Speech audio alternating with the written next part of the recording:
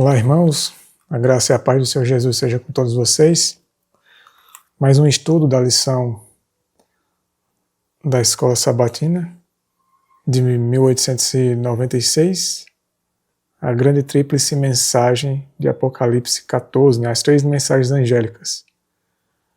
Esse é o quinto estudo, a quinta lição que estaremos fazendo. O título da lição: a apostasia. Já estudamos o início ali da mensagem do primeiro anjo, o que é o Evangelho eterno, o que é dar glória a Deus, o que é temer a Deus, o que é o juízo de Deus e o que qual é o efeito do Evangelho eterno em nossas vidas. E de tudo que a gente estudou até agora, quando nos afastamos e não buscamos viver que aprendemos nas lições anteriores, o resultado é o que a gente vai estudar aqui, a apostasia. Entendemos que o Evangelho eterno, que é o poder de Deus, através da palavra dele, através do agir dele em nós, Cristo em nós, através do Espírito Santo, é pela fé e somente confiando na palavra dele. Quando perdemos isso de vista, quando não temos essa experiência, quando não nos firmamos em tudo isso que Deus nos ensina, do que aprendemos nas 4 primeiras lições, então, como aconteceu com o povo de Deus ali, ainda no período dos apóstolos, e principalmente depois que eles morrem, e aí piora, é o que a gente vai estudar aqui. Veja, a primeira questão diz o seguinte, a pergunta: o que foi declarado ser a Igreja de Cristo na era apostólica? O que era a Igreja de Cristo? Como Deus declara que o que era a Igreja?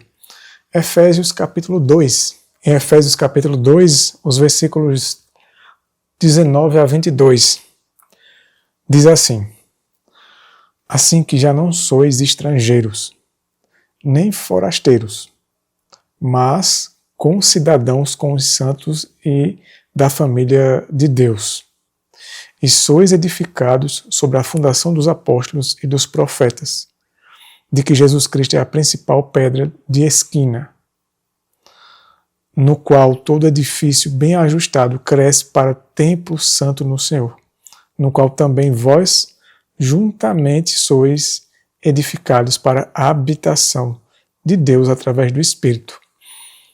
Em poucas palavras, a resposta da pergunta, que a questão diz: o que foi declarado ser a Igreja de Cristo na era apostólica?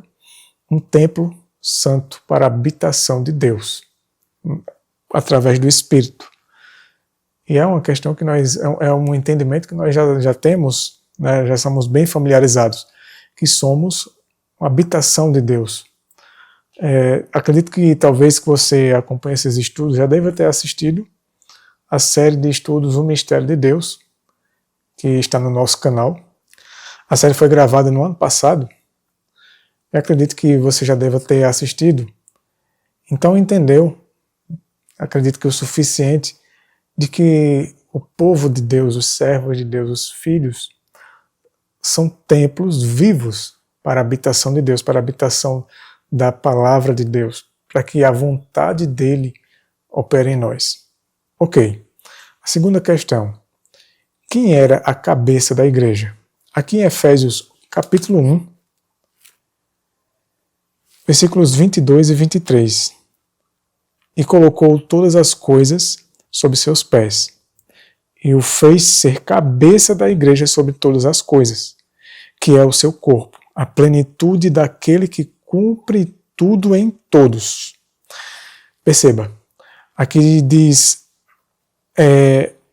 algumas coisas importantes. Primeiro, o cabeça da igreja é Cristo, ele é o líder da igreja, ele é o guia. Toda instrução, toda orientação tem que vir dele. E já se encontra, na verdade, revelado. E se encontra revelado aonde? Na Bíblia, nós que somos adventistas sabemos também que ele inspirou o espírito de profecia. Ellen White. É a mesma inspiração. Então temos orientação suficiente. Não precisamos de algo mais do que está além da palavra. Se Deus quiser dar algo mais, Ele só fará isso quando já estivermos vivendo o que Ele já deu. Quando já estivermos realmente em conformidade.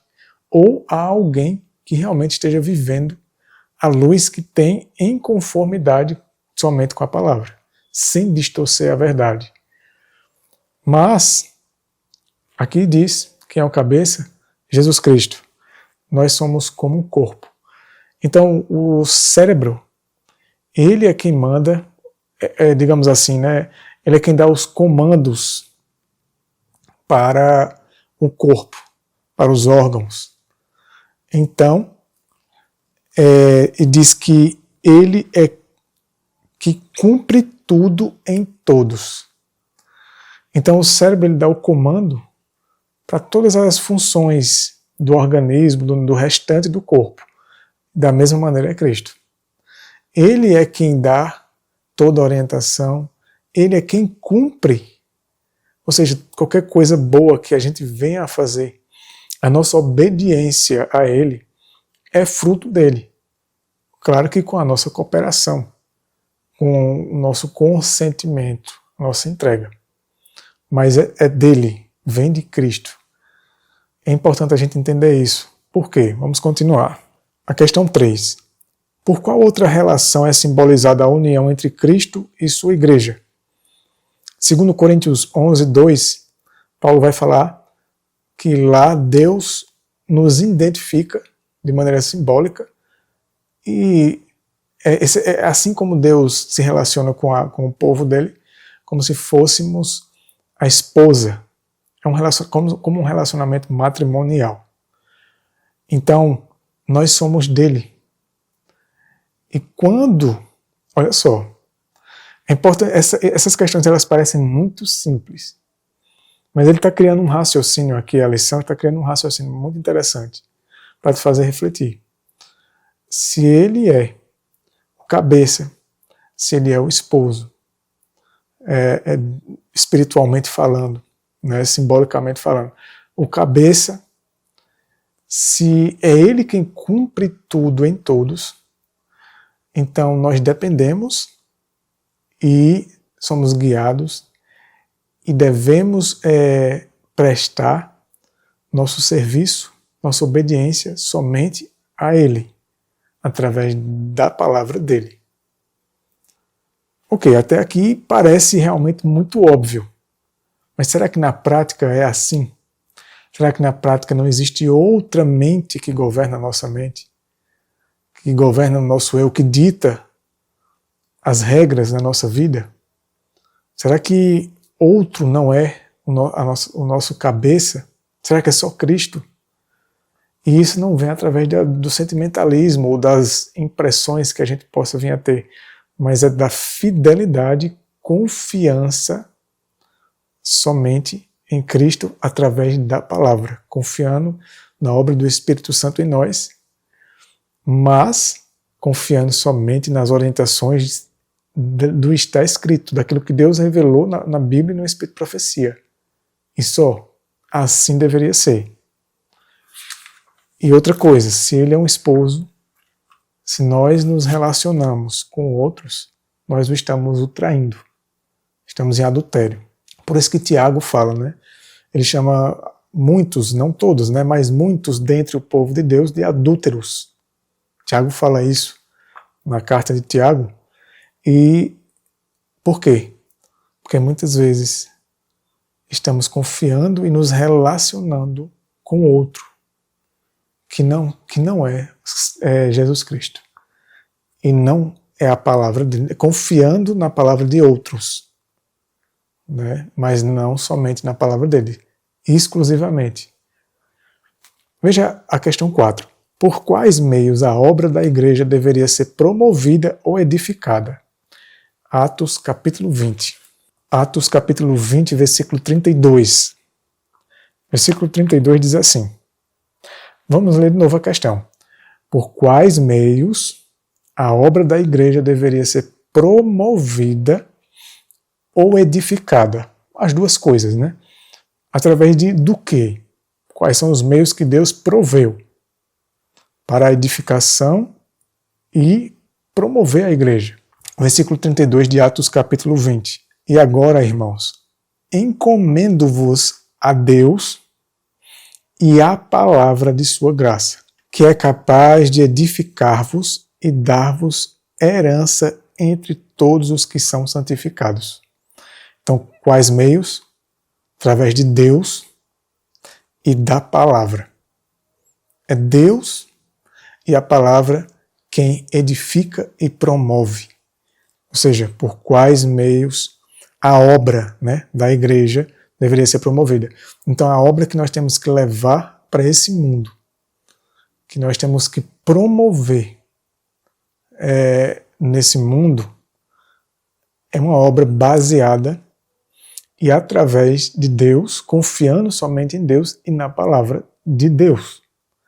Não de homens, não ideias humanas, não invenções humanas que naturalmente começa a suplantar, a se sobressair as orientações divinas e, consequentemente, se baseia mais no eu e na vontade da carne e é influenciada pelo próprio inimigo de Deus. Pegando ideias, costumes e tradições secularizadas, mundanas e pagãs de outras religiões, ou seja, qualquer coisa que distorça a própria palavra. Claro que isso não é feito de maneira totalmente assim aberta, tão notória, mas sim de maneira sutil, misturando com a verdade. Mas temos que ter essa consciência, se realmente é somente Deus e a palavra dele. Isso foi o que levou a apostasia de Israel, mesmo lá no Antigo Testamento, bem no início. Ali fica mais explícito, principalmente quando Israel pede para ter um rei. Ali foi já a gota d'água. Eles mostraram que Deus não era rei suficiente para eles. E assim nós fazemos até hoje. Mas vamos continuar.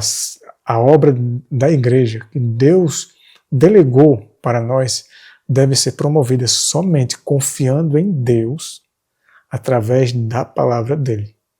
É somente o que está escrito, sem acrescentar e sem subtrair e sem excluir, omitir verdades. Vamos para a questão 5. Qual foi o resultado do uso desses meios quando a igreja confiou e dependeu e se firmou somente em Deus, em Cristo e na palavra dele e seguiu somente isso? E às vezes a gente pensa, né? A gente fala assim como se isso não fosse suficiente. Isso é muito mais do que suficiente. Deus e a palavra. Só. Sem necessidade de nada mais. Mas a gente vai chegar aonde a lição está querendo chegar. Por que a apostasia? Até aqui, se seguisse, se mantivessem apenas nessa plataforma, apenas nesse caminho, nessa conduta, não haveria apostasia. Mas vamos voltar para a pergunta 5. Qual foi o resultado de usar apenas esses meios, na confiança somente em Deus e na palavra, submissão e obediência somente a Deus e a palavra? Atos capítulo 2. Atos capítulo 2, versículos 41, diz assim: Então os que alegremente receberam a sua palavra foram batizados. E naquele dia acrescentaram-se em torno de 3.000 almas. Detalhe importante. Os que alegremente receberam o quê? A sua palavra. Os discípulos, eles evangelizavam apenas com o que está escrito. Apenas com aquilo que o Espírito Santo inspirou. Não com ideias deles. Não com mandamentos, invenções de homens, métodos humanos, secularizados. Não. Era pura e incontaminada palavra de Deus e mais do que o suficiente, na verdade. Suficiente é uma palavra muito insignificante para dizer o quanto que a palavra de Deus é para o ser humano. É muito mais do que suficiente. Então veja o versículo 42 também. E eles continuaram firmemente na doutrina dos apóstolos. E eles continuaram firmemente na doutrina dos apóstolos, naquilo que eles haviam recebido de Cristo, naquilo que o Espírito Santo havia inspirado alguns deles, nas doutrinas. Eles continuaram firmemente nas doutrinas dos apóstolos, porque eram fiéis somente ao que está escrito. E na comunhão e no partir do pão e nas orações. Então, esse foi o resultado. Veja o desenvolvimento dessa igreja primitiva, apostólica. União, porque eram todos confiando somente na palavra, em Cristo. E isso gerava neles humildade e respeito entre eles, um amor e respeito, onde ninguém se sobressaía sobre ninguém e ninguém era idolatrado. E a palavra de nenhum deles era superior. Nenhum deles ditava a religião do outro. Veja, versículos 46 e 47. E eles, perseverando diariamente em comum acordo no templo, e partindo o pão de casa em casa, comiam o seu alimento com alegria e singeleza de coração, louvando a Deus e tendo o favor de todo o povo. E o Senhor acrescentava diariamente à igreja os que estavam sendo salvos. O próprio Deus é quem acrescentava. Porque Deus ia conduzindo as pessoas devido ao bom testemunho deles, porque eles viviam, eram fiéis, confiavam e obedeciam somente o que está escrito, e mais nada. E tudo isso aconteceu entre eles, né? Toda essa que parece ser um sonho, né? Essa igreja sendo vivida dessa maneira. Parece uma utopia, algo que a gente olha para a nossa situação hoje e fica imaginando, será que isso vai voltar? Será que isso é possível acontecer de novo? Somente quando a palavra de Deus ela for suprema e somente Cristo for o centro de tudo e de todos. E nenhum homem e nenhuma figura humana, nem a palavra, nem as doutrinas de homens, elas tentarem se igualar ou até se sobressair à palavra de Deus. Mas que todos fiquem somente com o que está escrito, se submetam somente ao que está escrito. Foi assim que eles viviam.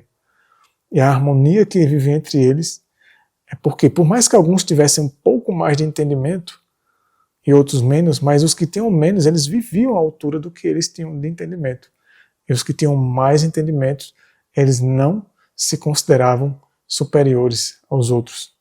Eles não depreciavam uns aos outros, eles não tinham preconceito uns com os outros, porque uns tinham menos estudo, o outro tinha mais estudo, e aí os que têm menos estudos, que eram mais pobres, devem ser tratados de uma forma, e aqueles que têm mais estudos, são mais aclamados, devem ser tratados de outros. Não, isso não existia.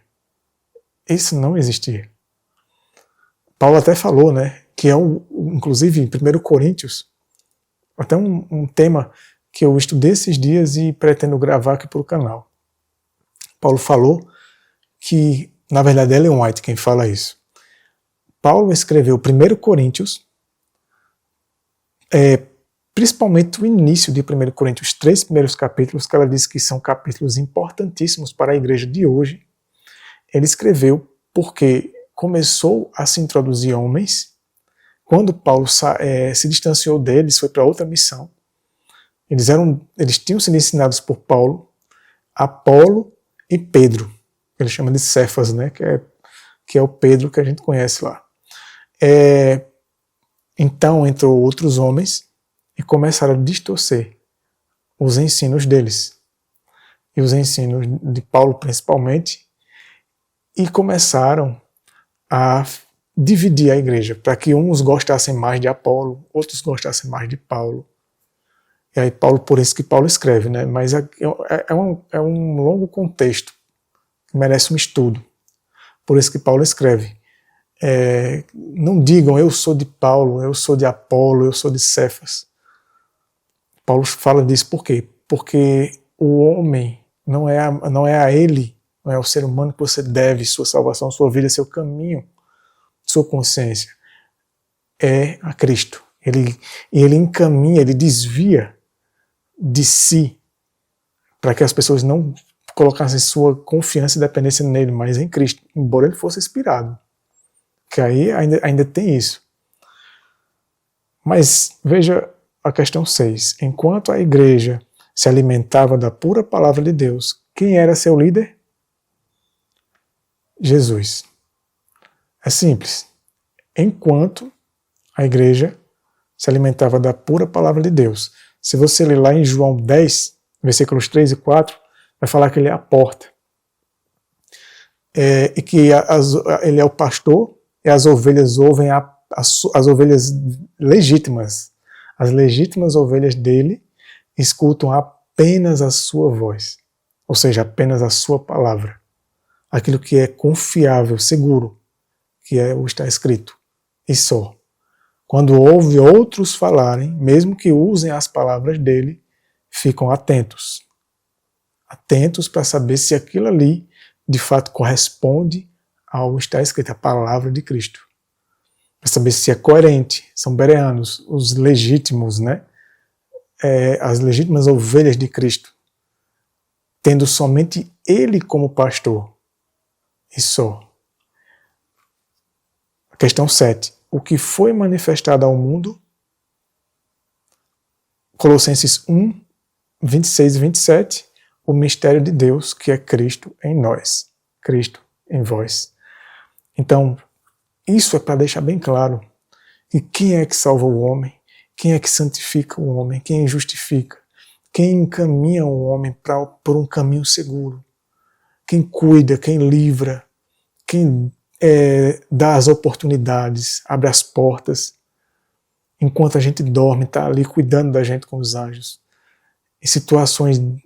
Pessoas em situações muito vulneráveis, às vezes em pobreza extrema, ele cuida daqueles que realmente confiam somente dele.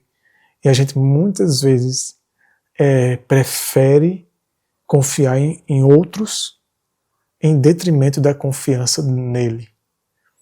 Isso não quer dizer, irmãos, que a gente não possa ter amigos, pessoas que a gente admira, que vemos como servos de Deus, mas isso significa que não colocamos nossa confiança nas pessoas, nos indivíduos.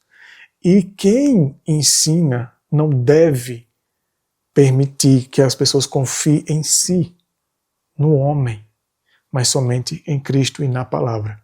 E só, isso parece extremo, mas é justamente isso que ele quer. Que a gente confie. Por quê? Porque assim como Pedro, veja, aquela situação em que Cristo foi para o Getsemane, ele pediu para os discípulos orarem. Se não fosse a confiança dele, de Cristo, no Pai, ele volta para ver se os discípulos estavam orando por ele, um pedido, um favor que ele pediu por ele, e eles não estavam orando. Pedro, quando disse que nunca negaria Jesus Cristo, negou 3 vezes. Então não temos como confiar no homem. Né? O ser humano ele é falível. E por isso, isso é justamente, eu estou tocando nesse assunto, eu estou meio que dando um spoiler, adiantando um pouco aonde a lição vai chegar. Mas vamos continuar. Questão 8. O que o apóstolo declarou que ocorreria? Atos 20, versículos 29 e 30. Nos versículos 29 e 30, diz assim, Paulo falando, em Atos capítulo 20, porque eu sei que, após a minha partida, lobos vorazes entrarão no meio de vós, não poupando o rebanho. E também dentre vós mesmos se levantarão homens que falarão coisas perversas, para atrair os discípulos para quem? Para eles mesmos. Aí uma coisa interessante. Quando Paulo fala que esses homens vão falar coisas perversas, pela linguagem e por conta da nossa cultura, da nossa educação, certas palavras elas têm um significado às vezes muito engessado para nós. Então, quando a gente lê aqui que esses homens iriam se levantar falando coisas perversas, a impressão é que Paulo estava falando aqui de indivíduos que viriam com palavras grosseiras, homens que iriam blasfemar abertamente a palavra de Deus. Esses até existem, mas não são esses que arrastam as multidões para o caminho da perdição. Leia o que Paulo falou em Romanos capítulo 16, só para a gente ter uma noção. Isso aqui é muito importante, preste atenção. Romanos capítulo 16,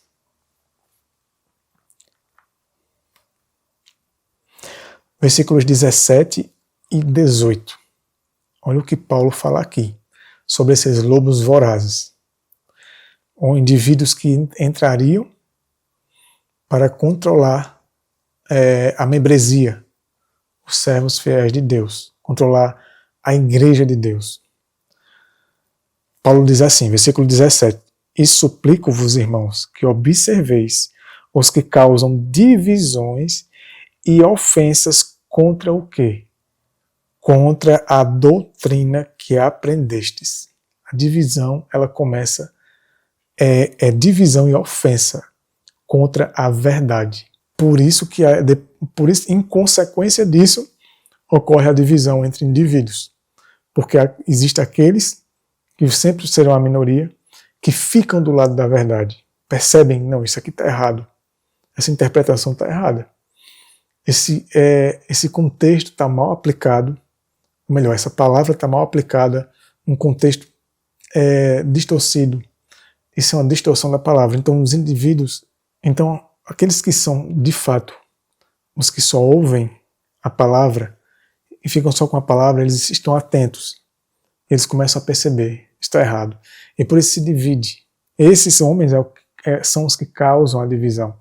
Porque aqui Paulo diz assim, eles causam divisões e ofensas contra a doutrina que aprendestes. Isso se encontra em Romanos 16, capítulo 16, versículo 17. E veja o versículo 18. Aí agora veja como que é interessante isso aqui, ó, porque os tais não servem ao nosso Senhor Jesus Cristo, mas ao seu próprio ventre. E com boas palavras e lisonjas enganam os corações dos ingênuos. Palavras perversas que Paulo falou lá em Atos 20 são boas palavras e lisonjas, agradando, em poucas palavras, resumindo, agradando o povo com mensagens suaves. Por mais que sejam mensagens que às vezes geram um pouco de alarmismo, seja até profecia, mas não toca nos pecados pessoais. Não toca no pecado, nas coisas mais graves que ocorrem entre o povo de Deus. Não no sentido de acusar uma pessoa e passar o pecado na cara dela, não é isso. A gente sabe que isso é errado. Mas é no sentido de alertar as pessoas dos perigos, das coisas mais graves que estão acontecendo no nosso meio como um povo. Não se focando no indivíduo, mas se focando no geral, no coletivo. Para que a mensagem ela não seja para ofender alguém, para se vingar de alguém, mas sim uma visão geral de tudo o que está acontecendo, das coisas mais graves às coisas mais sutis e mais perigosas, que tem desviado as pessoas da confiança somente em Cristo, na palavra dele, e tem levado as pessoas a se conformarem com seus pecados, com seus vícios, com seus defeitos de caráter e se acomodarem. Eles são os lobos vorazes, são esses. Veja, um comentário aqui na questão 8 diz assim: observe que na própria igreja levantar-se-ão homens falando coisas perversas, coisas contrárias à verdade da palavra de Deus, mas que eu li aqui para você em Romanos 16, 17 e 18, versículos 17 e 18, que eles falariam coisas boas para a carne, boas para a mente carnal, para o eu, para agradar, e lisonjas, elogiando, agradando, bajulando, exaltando. para atrair os discípulos para si. E aí as pessoas começam a idolatrar o indivíduo. É que nem no mundo, né? É igual ao mundo. Eu já fui do mundo e eu era roqueiro. E tinha alguns artistas, alguns músicos, algumas bandas de rock que eu idolatrava. Uma delas era o U2. Amava, idolatrava aquela banda. E eu tinha tudo deles, CD, DVD, tinha até os LPs. Eu fui para show deles, inclusive, e idolatrava. Eu sei o que é idolatria. E quando eu entrei na igreja, eu também, durante um bom tempo, num período de ingenuidade e imaturidade, idolatrei pastores, teólogos e até alguns que não são formados em teologia, mas ganharam destaques entre os pregadores leigos. Mas Deus foi tirando isso cada vez mais de mim.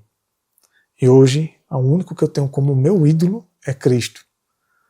E a única confiança que eu tenho é na palavra. Eu tenho aqueles que eu vejo que são pessoas usadas por Deus, sim, tem minha admiração, meu carinho, mas não tem a minha confiança como eu confio em Cristo na palavra. Por mais que eu perceba que alguns, são poucos, estão realmente pregando a verdade com humildade e sinceridade e não omitindo certas coisas, mas mesmo assim eu fico com a verdade.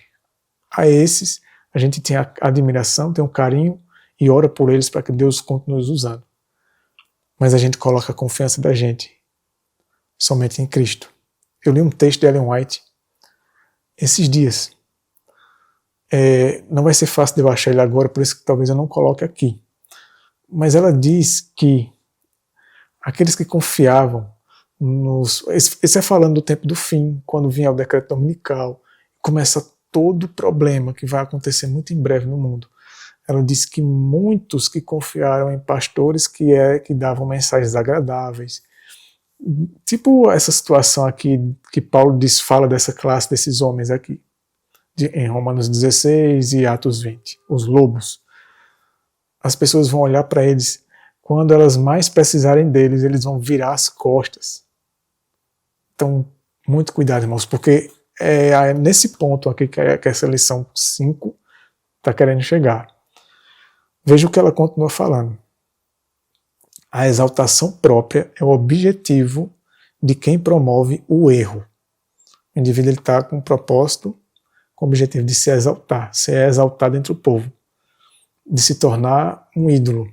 As pessoas se tornem fãs dele, como uma pessoa do mundo é fã de um artista, é fã de um músico, ou até mesmo de um influencer, e por aí vai. E aí a gente também traz esse mau hábito para a religião. A exaltação própria é o objetivo de quem promove o erro. Quem está enganando as pessoas é para atrair as pessoas para ele. Assim como constitui o próprio fundamento do mistério da iniquidade.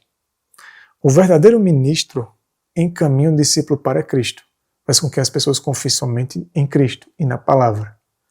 E só.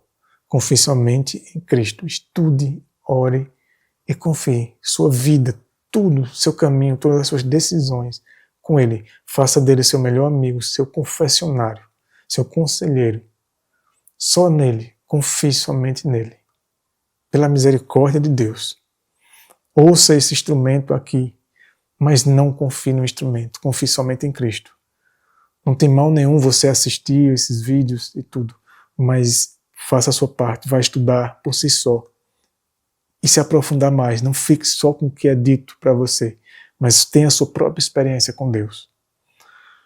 Agora veja, enquanto o ministro de Satanás atrai o discípulo para si. Então, irmãos, muito cuidado. Tanto você de estar sendo muito atraído para um indivíduo, para confiar demais no indivíduo, que admirar demais, e nessa admiração você começa a depender espiritualmente do indivíduo. Tudo que ele fala você acredita. Tudo que ele diz é o que você precisa para a sua vida. Você quer ser igual, quer fazer somente o que ele diz e você começa a depender dele. Quer tirar dúvidas para tudo na sua vida com aquela pessoa. É igual os católicos fazem com os bispos quando vão para os confessionários. para se confessar, para pedir conselho. Claro que um ser humano pode ser usado por Deus para nos aconselhar numa coisa ou outra, mas não podemos tornar isso dependência. É igual a uma dependência, um vício. Né? Fica uma coisa dependente. Um momento ou outro Deus vai usar. Mas mesmo assim, mesmo quando alguém nos aconselha, a gente tem que ir até Deus, através da palavra, em oração, espírito de profecia, ver se aquilo ali realmente é o que Deus quer para nós naquele momento da vida. Às vezes até a pessoa está com a verdade, mas às vezes aquilo ali não se aplica a você naquele momento. Ainda tem mais isso. Então os discípulos, os ministros de Satanás, eles atraem as pessoas para si, para que as pessoas se tornem dependentes dele, nutram dele a sua vida espiritual. E aí, irmãos, é fracasso certo. Questão 9. Como o apóstolo chama esse desvio de Cristo para os homens? Esse desvio que ocorre dos homens, ao invés de fazer com que seus ouvintes, aqueles que estão lhe ouvindo e assistindo, ou até lendo um livro seu, sejam somente discípulos só de Cristo, não seu. E Cristo é seu mestre. Encaminhe você somente à verdade, à palavra. Quando os homens se desviam disso e passam a gostar que as pessoas fiquem dependentes dele, como que Paulo chamou isso? Segundo Tessalonicenses 2,7, o mistério da iniquidade. Isso é o mistério da iniquidade. A questão 10 diz assim: como o apóstolo fala do pleno desenvolvimento desse poder? Vamos ler então 2 Tessalonicenses 2, 3 e 4. Versículos 3. Ninguém vos engane de maneira alguma, pois aquele dia não virá sem que primeiro venha a apostasia e que o homem do pecado seja revelado, o filho da perdição, o qual se opõe e se levanta contra tudo o que se chama Deus ou se adora, de modo que se assentará como Deus no templo de Deus, querendo parecer Deus. Então, como o apóstolo fala do pleno desenvolvimento desse poder, começaria através da apostasia e iria se fazer de Deus entre o povo de Deus. Então, o pleno desenvolvimento desse poder, que é o espírito do inimigo, atuando na mente de homens e, consequentemente, levando os membros, o povo de Deus, a confiança em teorias que distorcem, fábulas, né, como a palavra chama, que desviam da verdade e das coisas mais relevantes, mais importantes da palavra de Deus, as coisas mais sérias, e faz com que as pessoas comecem a se desencaminhar do que é mais importante e relevante para nosso preparo para o desenvolvimento do caráter, para representar e glorificar Deus nesse mundo.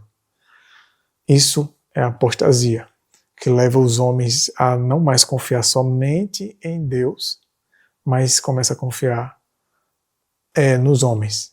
E eles vêm dizendo que estão servindo a Deus. E isso iria se desenvolver até algo muito pior. Questão 11 diz assim: por que o mistério da iniquidade não foi totalmente revelado nos dias do apóstolo? Se você ler 2 Tessalonicenses 2, 7 diz: porque o mistério da iniquidade já opera. Somente há um que agora resiste, até que do caminho seja tirado. Porque o mistério da iniquidade não foi totalmente revelado. Porque o Espírito Santo está refreando esse poder, essa atuação, o desenvolvimento desse mistério, dessa obra maligna do inimigo, usando os homens. Está refreando, está resistindo, para que não, enquanto ainda o povo precisa de tempo, para então serem esclarecidos e tomarem suas decisões de fidelidade a Deus ou de fidelidade ao inimigo, achando que é Deus, porque o mistério da iniquidade é o inimigo agindo como Deus, como representante de Deus e usando homens que se dizem ser servos de Deus, líderes que usam a palavra e se dizem ser homens usados por Deus e arrastam multidões. Questão 12. Qual foi a primeira evidência da apostasia? Atos 20, versículo 30, que é o que a gente já leu, né? E também dentre vós se levantarão homens que falarão coisas perversas. Então, homens distorcendo a palavra, aquilo que a gente já leu, suavizando a mensagem, tornando a mensagem muito agradável à mente carnal, ajudando as pessoas a se conformarem com seus pecados, mas lhes prometendo a vida eterna, garantindo que no fim tudo vai dar certo, que todo mundo vai receber a vida eterna. E o problema maior, qual foi a primeira evidência da apostasia? Seguir homens em vez de Cristo. É um comentário aqui da lição. Acho muito interessante a lição da escola sabatina, abrindo os olhos do povo. Isso aqui eram os pastores da época. E eles mesmos que escreveram essas coisas, eles não queriam que o povo ficasse dependente deles. Como as coisas mudaram, né? Então eles abrindo os olhos, alertando o povo. E hoje Deus nos dá a oportunidade de a gente estudar esse material para abrir os nossos olhos. Porque isso leva à apostasia. Ou seja, na verdade, a apostasia, a evidência de que estamos em apostasia é quando estamos seguindo homens. Sendo mais fiéis e nos curvando mais diante da palavra de homens do que somente da palavra de Cristo. Qual foi o resultado disso? A questão 13. Seguir os homens em vez de Cristo levou à adoção de cerimônias e costumes pagãos, defendidos pelos chamados filósofos e sábios dos seus tempos. Então começa a se misturar filosofia, costumes, práticas e doutrinas pagãs secularizadas com a verdade. Teorias e ideologias que, misturando-se com a verdade, confundem a mente e viram uma verdadeira confusão. A questão 14. Qual era a adoração pagã mais disseminada? A adoração ao sol. A adoração ao sol era mais disseminada naqueles dias. E a questão 15. Qual dia era especialmente dedicado à adoração ao sol? O dia que era mais dedicado à adoração ao sol era o primeiro dia da semana. Questão 16. Quão cedo se manifestou a tendência de adotar costumes pagãos por parte da igreja professa? Ele se manifestou nos dias dos apóstolos. Observe que a grande massa do mundo nos dias de Paulo era pagã. A maioria do mundo. A maior adoração pagã universal era a adoração ao sol, Deus Sol. O grande e universal dia de adoração ao sol era o domingo, primeiro dia da semana, além de outras festas mensais e anuais. Até inclusive essas questões de comemorações, de festas, se introduzindo no meio do povo de Deus. Até hoje existe. Os cristãos gálatas eram pagãos convertidos, eles tinham sido convertidos dessas práticas, desses costumes. Em suas apostasias, eles voltaram aos elementos miseráveis do mundo, aos quais eram escravos antes de conhecer a Cristo. Isso acontece também conosco. Muitos de nós já foi bem do mundão. Ou se já foi de outra religião, de outra igreja, às vezes ou não largou, ou retrocede para alguns costumes, práticas de coisas que eram pertencentes a essa outra religião, ou ao mundo, as coisas mundanas mesmo. E acaba introduzindo isso no meio do povo de Deus, até mesmo na adoração a Deus, e também entre a pregação, ou seja, distorcendo, misturando a palavra com essas ideias, ideologias mundanas. Os gálatas começaram a fazer isso. Uma grande evidência disso foi o fato de terem voltado a observar tempos e dias. A única conclusão óbvia é que esses dias eram dias e tempos pagãos, e naturalmente incluía entre eles o domingo. Veja que o domingo já poderia estar ali, sendo pouco a pouco disseminado entre eles. Questão 17. A respeito de que e por quem se manifestou pela primeira vez a arrogância do mistério da iniquidade? Aí tem uma nota aqui, um comentário da lição, na questão 17, diz assim: a primeira reivindicação arrogante da qual temos registro foi feita por Victor, bispo de Roma, em 193 depois de Cristo, a 202, entre o primeiro e o segundo século, em favor do domingo. Olha só, era um bispo ali, só que de Roma. E ele tenta se introduzir no cristianismo. E Roma havia começado a celebrar a Páscoa, ou a festa pagã da Páscoa, no domingo. E Victor, bispo de Roma, achou necessário que os cristãos asiáticos fossem obrigados por leis e decretos a seguir a regra adotada pela Igreja Ocidental. Ele, portanto, escreveu-lhes uma carta imperiosa, admoestando-os a seguir o exemplo de outros cristãos na observância da Páscoa, ao que eles responderam com ânimo, que não se afastariam da instituição sagrada de seus ancestrais. Victor, portanto, com ira, excluiu-os de sua comunhão e da igreja. Já nesse tempo aqui, que é o primeiro relato que tem na história de alguém com esse espírito de querer ditar a religião, misturando com crenças pagãs e impor. E caso aqueles a quem ele estava impondo não se submetessem, seriam excluídos. Aqui começa então o desenrolar mais aberto, mais notório do mistério da iniquidade. A questão 18 diz assim: ao recorrer assim à palavra dos homens, em vez da palavra de Deus, o que a igreja fez? Aí tem um comentário. A igreja acabou por erguer outro padrão em vez da palavra, e finalmente estabeleceu credos e decretos de concílios como regra de fé. Assista 2 vídeos, se você não assistiu, no nosso canal, que se chama, na verdade é um estudo só, mas dividido em 2 partes, o caminho da apostasia. Lá eu vou apresentar a vocês o problema do credo, que são um conjunto de doutrinas formulado por homens, feito pelos homens.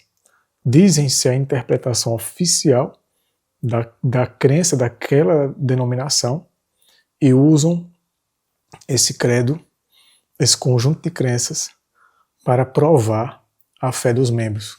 Quem não se submete a esse credo, que inclusive, por ser determinado pelos homens, com certeza tem várias distorções, interpretações falsas dos temas que são abordados, com omissões de textos muito importantes, e tratam esse conjunto de doutrinas como regra de fé. E se o indivíduo não se submeter, não confessar a sua fé nesse credo, ele é tratado como um dissidente, um herege, um ímpio, e consequentemente não deve fazer parte da comunhão daquela denominação.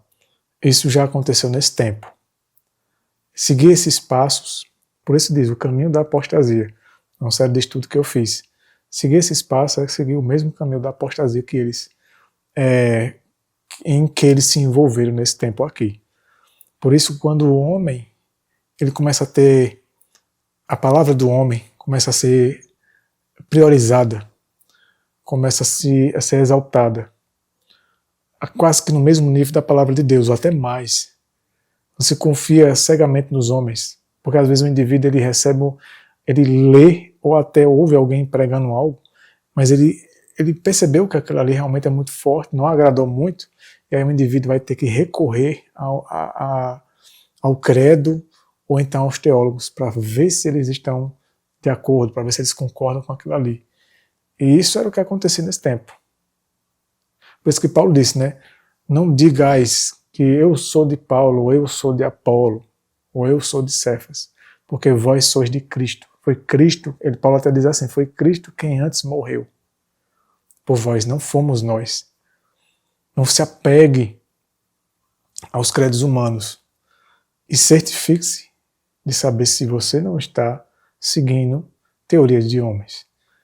Veja, questão 19. Em que isso resultou? O comentário, ao erigir como padrão os credos dos homens, resultou em inevitável confusão e conflito. Essa lição da Escola Sabatina é de 1896. Aqui eles não adotavam o credo. Enquanto Ellen White estava viva, não tinha conjunto de crenças. Eles tinham noção do que eles criam, mas ficavam somente com a Bíblia e o Espírito de Profecia. Embora tivesse alguns algumas diretrizes de alguns temas principais dos adventistas, mas a interpretação e usar essas diretrizes, essas doutrinas fundamentais, como impondo, né, para o povo como regra de fé, eles não faziam. E mesmo assim, veja que o Espírito de Profecia fala, até nesse estudo eu menciono esse texto, eu leio esse texto, que como Deus conduziu os pioneiros ali até 1905, era o que Deus tinha que dar para a igreja dele. O que eles compreenderam, o que eles aprenderam, o que eles ensinaram. Acima de tudo, primeiramente, Bíblia e o Espírito de Profecia. Tudo que estava em conformidade com a Bíblia e com o Espírito de Profecia.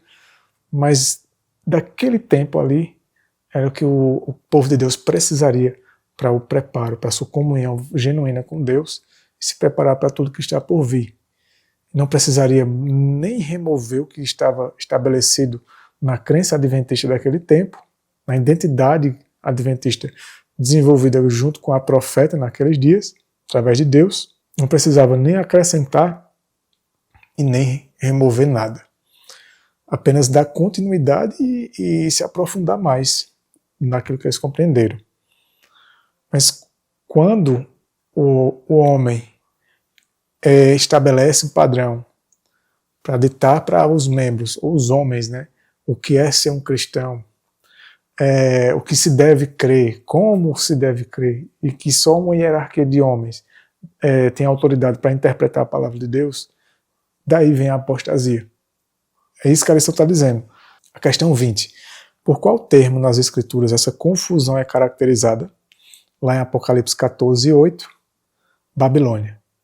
A palavra Babilônia, o termo Babilônia, significa confusão. Como aconteceu em Babel, era cada um falando uma língua e tentando se entender ali. Então, é a mesma coisa que acontece. São várias interpretações. É uma confusão, ninguém sabe quem está certo e quem está errado. Questão 21. O que levou à adoção de padrões mundanos? O comentário dessa questão. Quando os padrões mundanos foram adotados pela igreja, ela não pôde mais invocar a palavra e o poder de Deus. E, portanto, voltou-se para o mundo para obter poder. O que levou à adoção dos padrões mundanos? Primeiro, deixar de confiar somente em Deus e na palavra dele. Passando pouco a pouco, gradativamente, a confiar em interpretações de homens, doutrinas de homens, ideias, invenções humanas. E como isso vai minando o poder da palavra na vida de cada um dos membros, vai minando a autoridade, a obra de Cristo no homem, vai minando, vai diluindo, vai diminuindo cada vez mais o poder de Deus na vida de cada um. Então, vai abrindo brecha para a obra dos demônios. E os demônios começam a influenciar. Começa pelos líderes, pelos mais influentes, aqueles que são as vozes, né, do povo, os porta-vozes, aqueles quem o povo ouve. E então, começa-se a diminuir mais e mais a confiança somente em Deus, no poder de Deus, na orientação divina, nas instruções divinas. Porque então, o que vem do homem agrada a carne, e o que vem de Deus não agrada a carne. E o povo começa a se acostumar com as coisas carnais, com as coisas mundanas, começa a se acomodar, e aquilo que vem de Deus começa a ser algo ofensivo, algo desagradável. E então, quanto mais vão se esquivando de se submeter somente à palavra, vão recorrendo ao homem. E então a igreja começa a perder força e influência e começa a recorrer ao poder secular. E esse poder secular é o poder civil, para ter mais influência, para poder também, inclusive, a coisa começa a perder o controle, sai do controle da própria membresia, da própria liderança, e eles querem então controlar com mais eficácia a membresia, e só com palavras ou com intimidação, com ameaças, chega um momento que não é suficiente. então recorre ao poder secular para essas ameaças passarem a ser lei.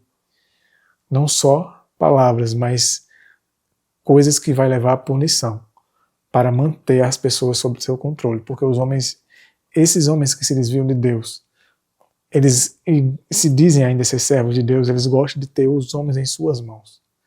Eles gostam de ter as pessoas presas, dependentes a eles. E quando as pessoas começam a tentar se libertar disso, então eles usam a força. Por isso recorre ao poder secular. Questão 22. Quando foi formada essa união da Igreja com o Estado? A resposta no reinado de Constantino, em 313 a 337. Aqui foi uma coisa oficial. Mas mesmo antes disso, os homens já vinham cogitando, já vinham simpatizando com essas ideias de querer se unir com o governo para poder ter mais poder e poder impor a sua crença, o seu credo, a sua religião, para que as pessoas se tornassem, como eu disse, escravas desse sistema, não pudessem sair da dependência deles.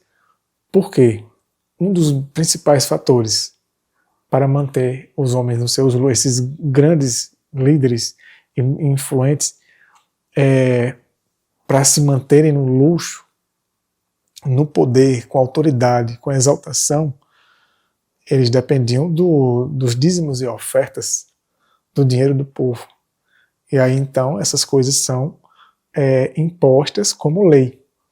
E quem não devolver seus dízimos e ofertas, quem não sustentar aquela igreja, pagaria talvez até com a vida. E isso é um meio de manter a corrupção e o luxo e a ostentação. Esse é um dos principais objetivos deles. E, infelizmente o povo, mesmo nesse tempo aqui, pelo menos nesse tempo aqui, eles passaram por situações, os que eram fiéis a Deus e viam que aquilo ali estava errado, eles queriam se sair daquilo ali e eram ameaçados e muitos morriam. Por isso existiram os mártires. E isso vai voltar. Isso vai voltar. Os homens eles estão querendo isso de novo. Lá nos Estados Unidos isso está se intensificando.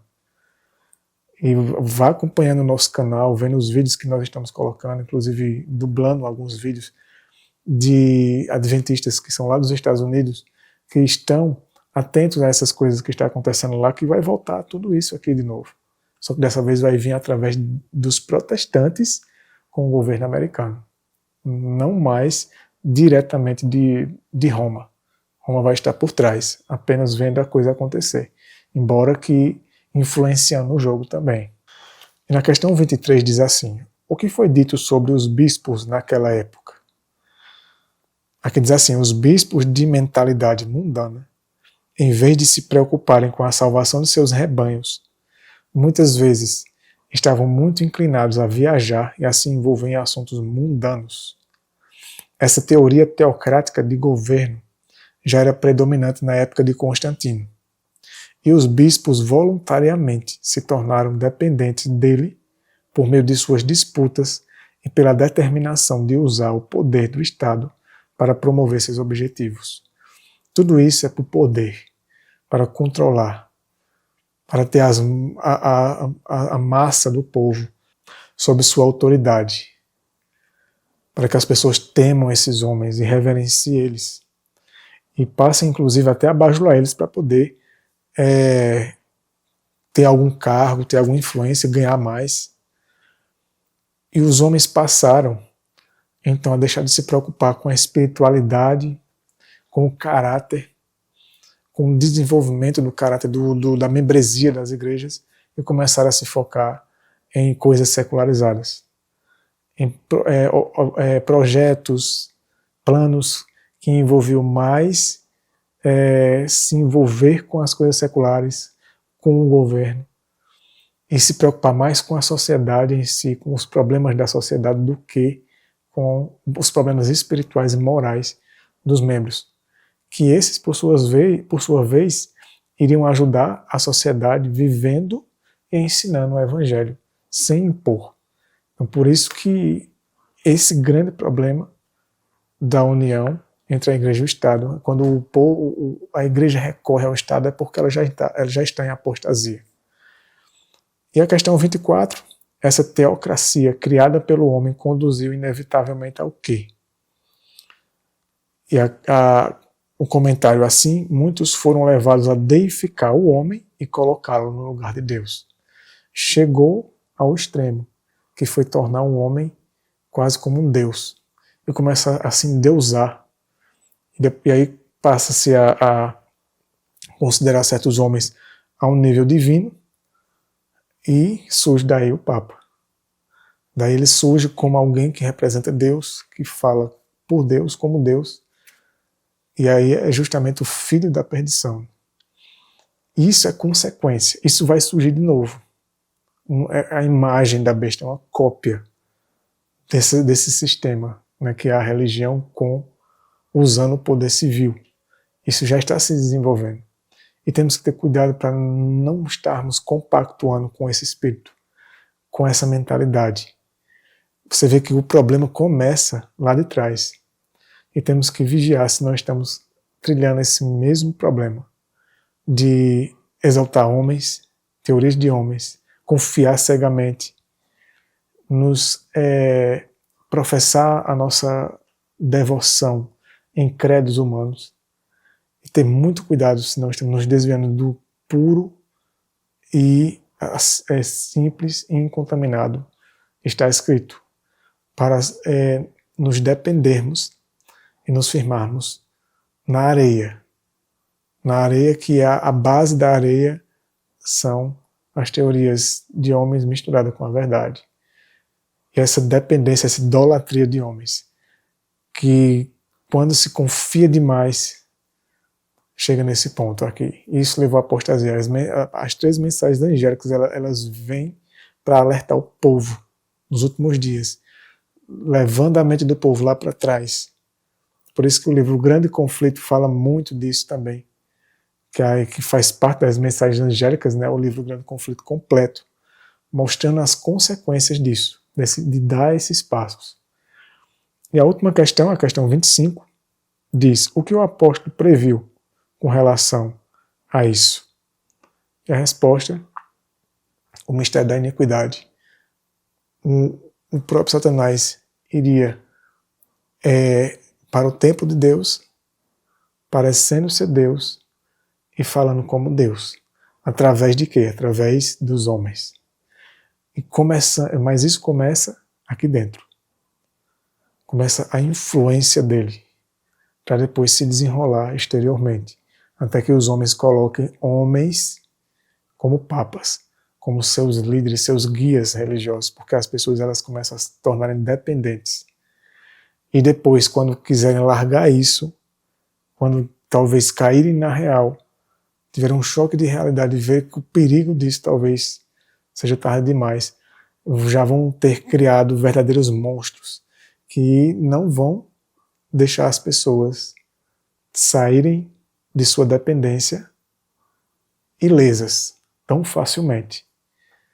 Então, irmãos, essa é a apostasia, essa é a questão 5. Que Deus nos ajude a vigiarmos e a examinarmos se não estamos trilhando, não só como indivíduo, mas também como um povo.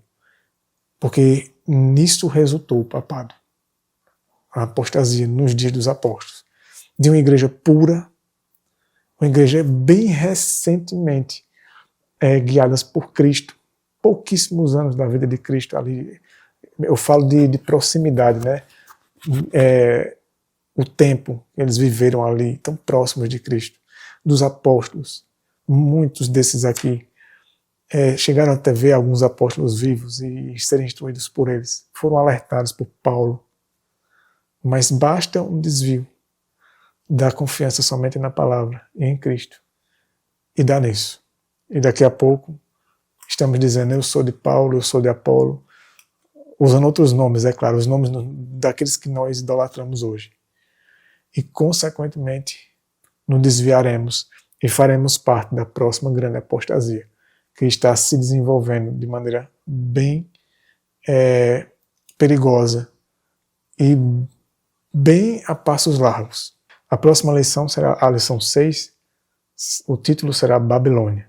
Vamos estudar sobre esse sistema, sobre Babilônia, o que é a Babilônia. Tem muita coisa interessante aqui. Então, fica conosco para o próximo estudo. Se você tem a sua lição, faça seu estudo também pessoal. Revise, releia. Busca Cristo muito mais do que você já tem buscado. Ore mais, jejue e estude mais a palavra de Deus, para não ser enganado. Porque aqueles que realmente buscam o conhecimento de Deus, com sinceridade e honestidade para viver e confiar somente nele, não serão enganados, serão protegidos e serão guardados do maligno por Jesus Cristo. Que Deus te abençoe e até o próximo estudo.